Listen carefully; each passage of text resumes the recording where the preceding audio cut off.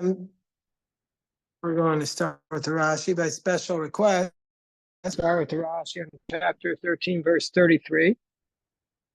And then after that, we're going to go to the end of the parasha because I don't want to go through the whole week without doing the Rashis on Tzitzis, on the Shema.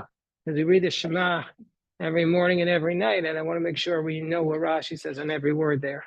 So first we go to chapter 13, verse 33. It says, Vishamra Inu, the spies, when they went throughout the land, it said, there we saw the Nefilim, B'nai Anak, Nefilim. We saw the Nefilim, the sons of a giant from the Nefilim, and we were in their eyes like locusts. And so we were in our eyes like locusts, and so we were in their eyes. The Ramban famously, the Ramban says this was their sin according to Ramban, because he said, how did they know how the Nefilim viewed them? They said the Nefilim saw us as locusts, as grasshoppers. How did they know? It's like they were so insecure. They said that's how they looked at us. But there's no evidence. In fact, the only evidence from the book of Yoshua is that they were scared of Am Yisrael. Not that they looked at them like chagavim, like locusts. But before we go into this Rashi and read this Rashi, we have to go back and see the reference. Before we read the Rashi, we have to open up the parasha to Bereshis, Genesis chapter 6, verse 4, one of the most enigmatic passages in the Bible. It says in chapter 6 of Bereshis, verse 4, it says, well, actually, just go back to the beginning of chapter 6, verse 1. When the people began to grow on the earth, they gave birth to daughters. It's not clear if this is the name of God or not. So the children of God, Rashi says it's Bnei Asarim Vashoftim, the children of the princes, the ministers. They, or some say it's angels. Rashi gives another explanation. These are the ministers who go with the agency of God. So they saw the daughters of man that they were good. They took for themselves wives from everyone they chose. And then God said, well, so God says, no, I can't have them mixing with man because he's flesh. Man lives 120 years old. So that's it. We can't have them mixing with the angels. And the Nefilim were then in the earth. In those days. And also afterwards. So they were there. And the Bnei Elokim took the daughters of man and they gave birth from them. These are the mighty ones who were men of Anshe Shem, men of very distinguished. What does Rashi say there? And before we get to the Rashi in Shelach, it says on Nefilim. Why are they called the Nefilim? Al Shem Shenaflu v'Hipilu et Olam, because they fell down, v'Hipilu et Olam, and they caused the whole world to fall. Ubelashon Ivrit Lashon Anakim. It's an expression of giants.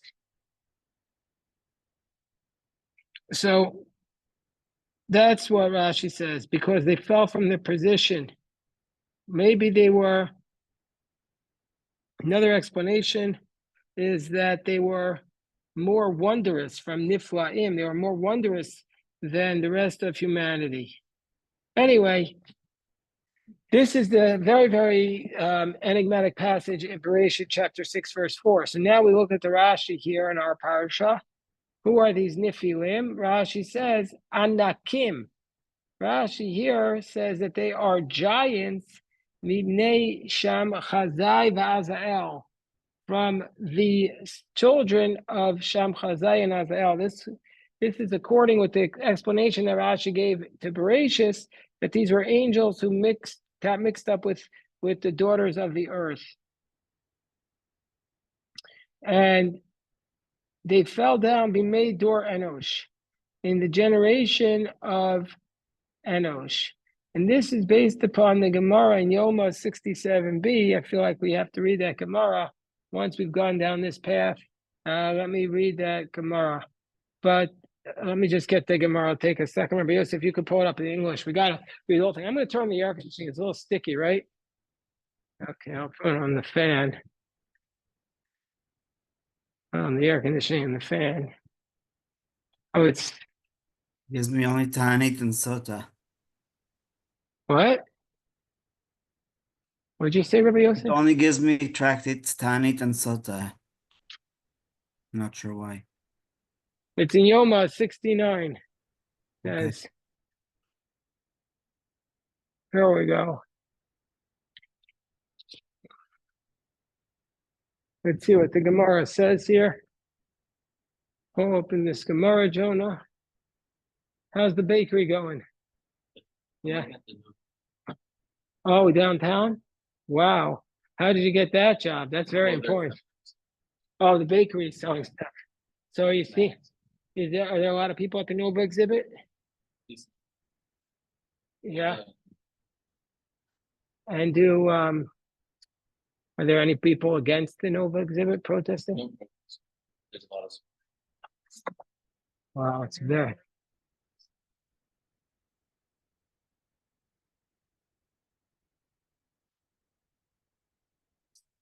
Sure, there's a lot of security. Okay, so it's Yoma 67 B. Yoma 67b. We're looking at this Rashi, the source for this Rashi.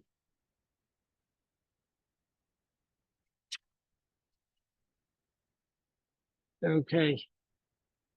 So, all right. It says,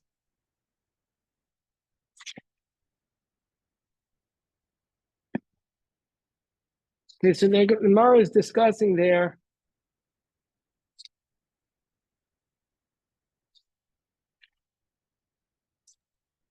Is this it?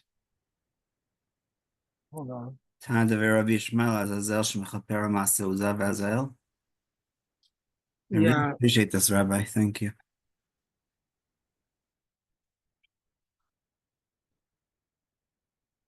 Where do you have it? And where is it? The top of the page or the bottom? Right. In Safari, you said 67b. Right. So Tanit Rabbi Ishmael. Hold on, I'm looking for it in the Gemara. Okay, Yoma 67.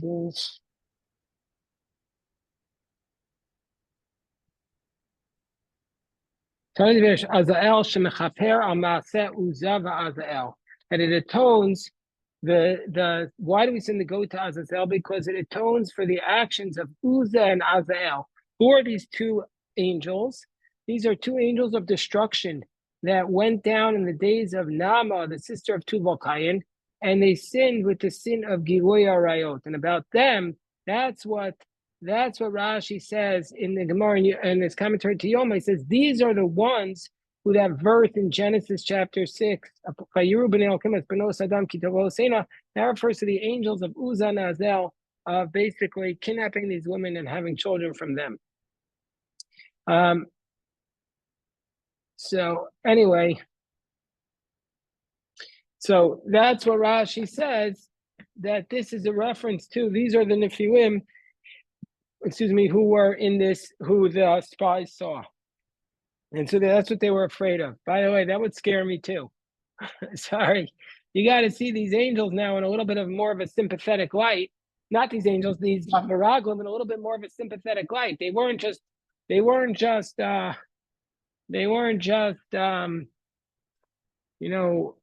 warriors. I mean, they saw these angels who had kidnapped women and married them.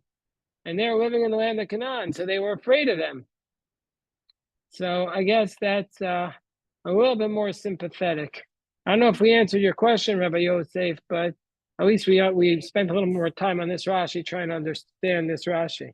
Yes, thank you. Actually, the email that I sent today to the community said that another way to look at the spies is they had the best teacher in the world, the first rabbi, for the next 39 years. They didn't have to go to work and spend all the time with their children and grandchildren. So, if I could get off work for 39 years and just enjoy my kids, I think I want to just push back on that because I know you mean it like you have to look on the bright side here, but it's not, the point is, what was the punishment? The punishment was that they were told that their dreams would never come true.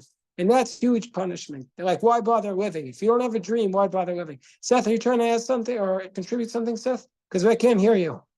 I can't hear you.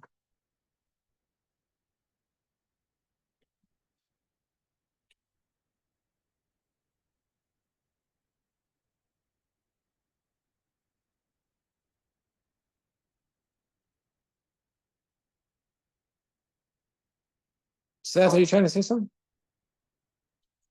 Oh, you can't hear? I don't know. Hold on. No, now I can hear you. Now Wow, you yeah, that was hard. All I was gonna say is this, so we know that the spies prior to this were very knowledgeable, honored people, and then we know that they turned. Was this the moment where they had their challenge? And if so, it seems like from this Gemara, it was more of, a real challenge. It wasn't just them. They had a reason to sort of do that. And we always just criticize them for coming back and not having faith and all that. So it's more of a substantive reason that they came back with the report that they did. Is that what this is saying? I mean, I think you're right. I think Rashi is saying here that they were afraid of these angels. I mean, he doesn't say, and therefore we should give them a break. But it does sound to me that it was a serious threat. I mean, that sounds pretty serious. You see these angels who have a history of kidnapping women, and you say, you want me to take on these angels? Now, of course, obviously they're supposed to believe in God, and God tells you to do something, you're not supposed to challenge it.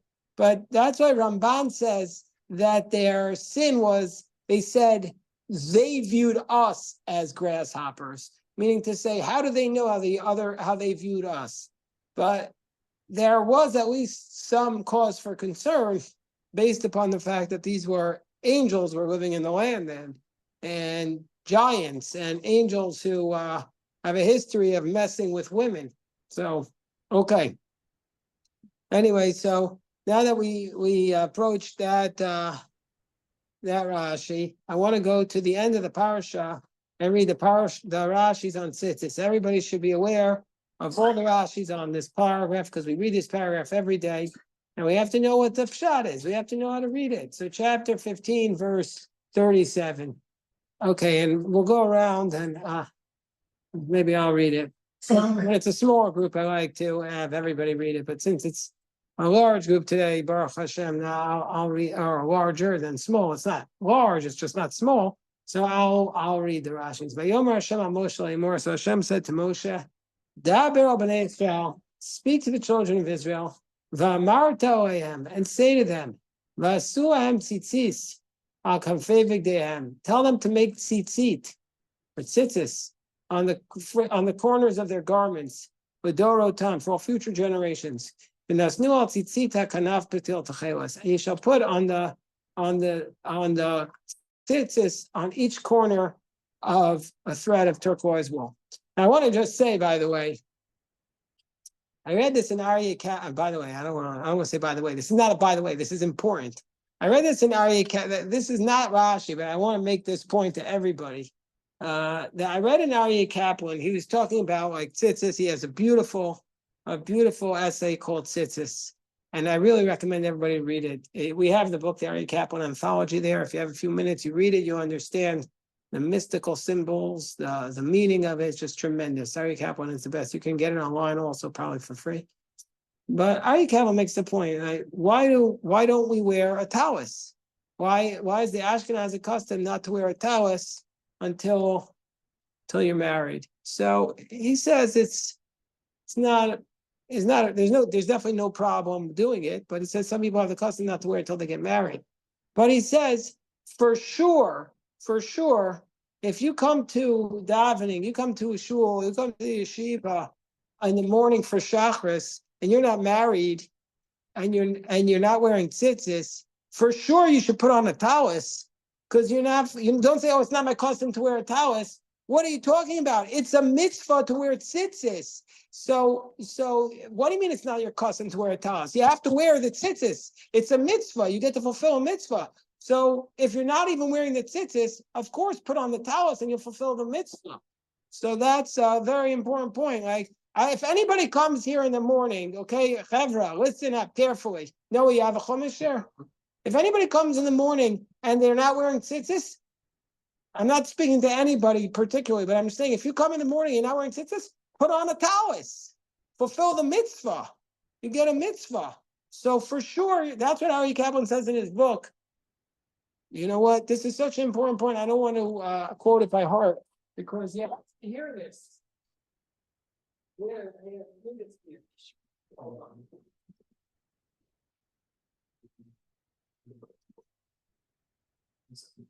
I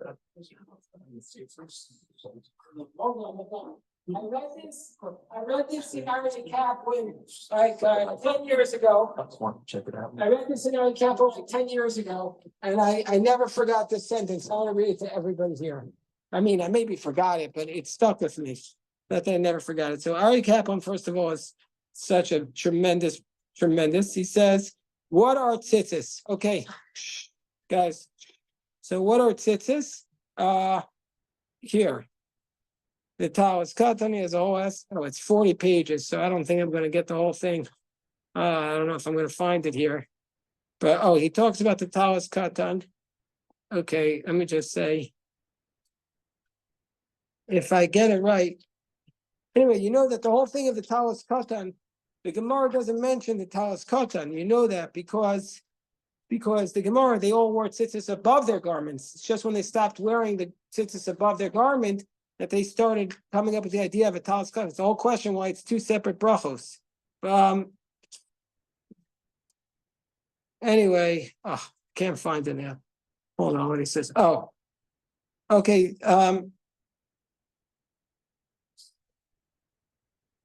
He says,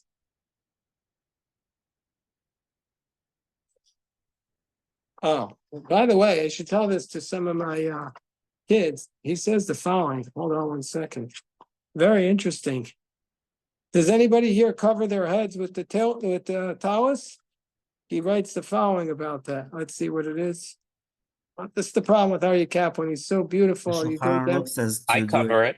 I cover my head with my I want towels. to just read what he says here. Hold on 1 second. Hold on. What's the book called, Rabbi?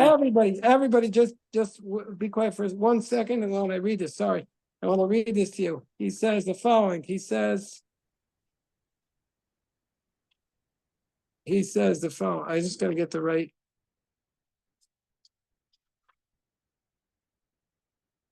Okay, fine. He says the following. He says, in many communities, it is customary for married men to cover their heads with the talit. Unmarried boys, however, even when they do wear a talit, never cover their heads with it. So the custom is only if you're married to cover your head with the talis. But if you're unmarried, you're not supposed to. Okay,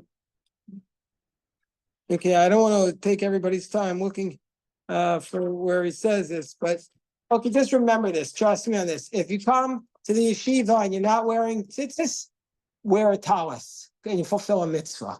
Okay, it's a big mitzvah to do. And also, there's no limitation. You can wear as many pairs of tzitzis every day that you want. So you can fulfill many mitzvahs. Each time you wear it, you're doing another mitzvah. Also, tefillin, the ideal, some say, Aryeh Kaplan has this, is to wear 2 pairs of tefillin at the same time. Because you're not sure if it's Rashi or Rabbeinu Tam, or maybe there's 2 places on the head, there's a dispute. So yeah, I'm sure Max, you saw many times in Israel at the Kotel, people wearing 2 pairs of tefillin. So a lot, yeah, right? 2 pairs at the exact same time. Okay, so yeah, they're very small, but that's a big problem because the small tefillin are not mahadrin. then you're making a stringency, which is leading to a leniency. Trust me on this, that the smaller you write, the less mahudar it is, the less, and you have to rely on leniencies. You have to write like, also your mezuzahs, you shouldn't get such small mezuzahs. You should get a minimum of 15-centimeter mezuzahs. Otherwise, it's not mahadrin. You don't have to take down. What was the reason that he said that you couldn't wear the talus over your head because you're Oh, unmarried? Like, why? Well, he cited here a lot of sources, so I'd have to look them all up. He had a footnote with 7 sources there, which I didn't Okay, look up. well, we can do it another time. Yeah, no, I mean, here, I'll read to you the footnotes. He says, look at, this is why I didn't look it up, because he says here, he says, Magen Avram 8:3, Rashi 29b, Beit Yosef Orachaim 8 and 9a, Umechasa. So we'd have to look up the Beit Yosef, maybe Rabbi Yosef's on it. Rabbi Yosef, it's the Beit Yosef Orachaim 8 and 9a. So you can look it up and that'll, I'm sure. Anyway, let's at least do this. Rashi says, you shall make for them tzitzit. Why are they called tzitzit? Asher, you want to read for us? Al Shem.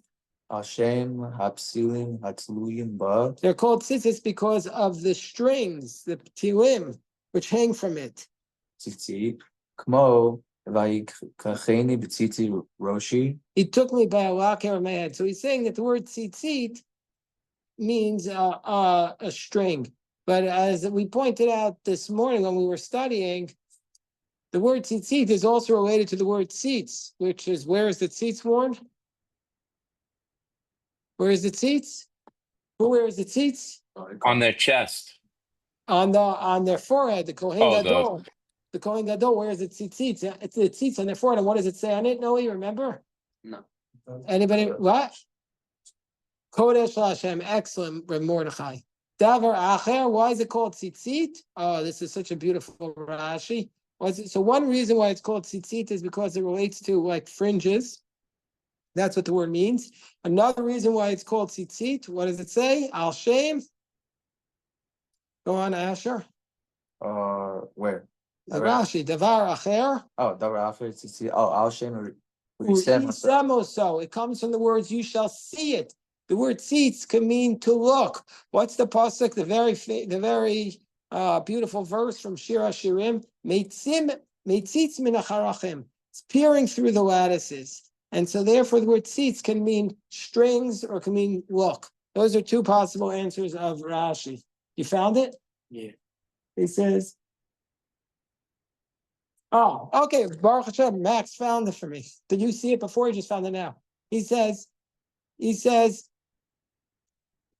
the fact that we pray in the talus is alluded to in the verse, the prayer of a poor man when he wraps himself.